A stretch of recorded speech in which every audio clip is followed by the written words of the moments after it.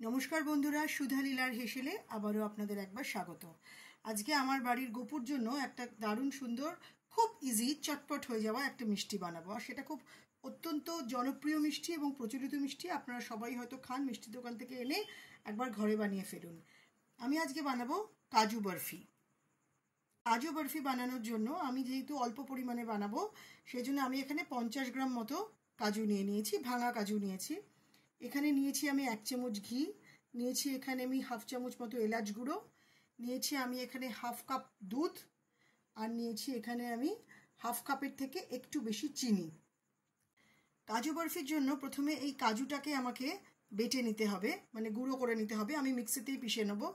আর এই যে চিনি আছে, এই চিনিটাও আমাকে পিষে নিতে হবে। আপনারা শিলনোড়া কিংবা মিক্সি যাতে হোক, এটাকে পুরো গ্রাইন্ড করে নেবেন।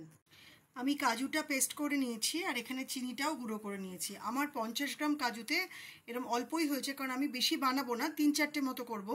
আপনারা যদি বেশি করেন তাহলে অবশ্যই করে পরিমাণটাকে বাড়িয়ে নেবেন। যা চিনি, যা ঘি, যা যা দেখিয়েছি সেটাকে একটু ডাবল করে নেবেন। আমার 50 গ্রাম কাজুতে ঠিক যতটা লাগবে আমি এখানে পরিমাণটা কিন্তু ততটাই আপনাদেরকে বলেছি।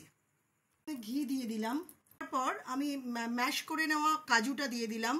এবার কাজুটা দেওয়ার পর আমি এখানে অল্প একটু দুধ দেব, যে দুধটা আমি আপনাদেরকে দেখিয়েছিলাম, যাতে এটা ঘন হয়, মানে একটু কাদা কাদা মতো হয়।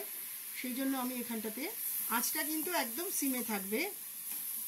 আমি এখানে দুধটা দিলাম। এবার আমি চিনি আর এলাচ গুঁড়ো, চিনিটা মিশিয়ে দুধের সাথে পুরোটা, কাজুটার সাথে পুরোটা মিশিয়ে নিতে হবে।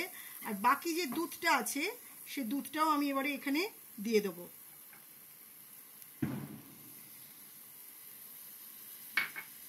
এবার ভালো করে তিনটেই মিশিয়ে নেব। এটা একটু মাখা মাখা মতো হবে, তখন সেই সময় এলাচ গুঁড়োটা দিয়ে দিতে হবে।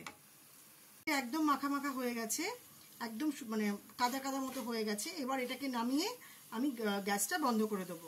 এবার নামানোর পর ওটা ঠান্ডা যখন হয়ে গেল, যে ঠিক আমরা যেভাবে ধোকা করি না, ঠিক সেভাবে একটা প্লেটের মধ্যে আমি এটাকে রেখে খুব ভালো করে এরম করে ঠেসে ঠেসে নিয়েছি। এবারে আর কোনো কাজ না, এবার জাস্ট ছুরি দিয়ে দিয়ে রেক্ট্যাঙ্গেল করে কেটে নিতে হবে। কাজুগুলো যখন ঠান্ডা হয়ে গেছে, কাজুর মিশ্রণটা, তারপরে একটা বেলুন চাকি দিয়ে প্রথমে যেরকম আমরা আটার যেরকম লেচি করি সেরকম করে নিয়ে একটুখানি ফ্ল্যাট করে বেলে নেবেন। আমার এখানে সমস্যাটা হয়েছে, যেহেতু এটা আমি আমার গোপুর জন্য করছি, সেই জন্য আমি ওই বেলুন চাকিটা ব্যবহার করতে পারিনি। আমি হাত দিয়ে ঠেসে ঠেসে এটাকে করেছি। কিন্তু আপনারা যদি ঠাকুরকে না দেন, তাহলে প্রথমে একটা গোল মতো লাচি করবেন, ঠিক যেরকম আমরা লুচি বা আটা বেলার জন্য করি, করে নিয়ে তারপর সেটাকে বেলে নেবেন। তো আমি হাত দিয়ে চেপে চেপে করে নিয়ে তারপর এরকম করে সবকটাকে এরমভাবে বরফির আকারে কেটেছি। এবার আমি সবগুলোর ওপরে তবক দেব।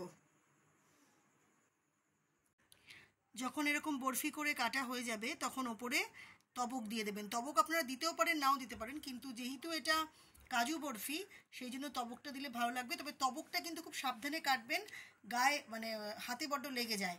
একদম পুরো এটাকে আগে সেট করে নিয়ে তারপর ওপর দিয়ে তবকটা কেটে কেটে দিয়ে দেবেন। তাহলে আর কি, বানিয়ে ফেলুন বাড়ির ঠাকুরের জন্য বা বাড়ির ছোটদের জন্য, বা নিজেরাও খেতে পারেন। খুব সুন্দর এবং ঘরে বানানো একদম পিওর কাজু বরফি।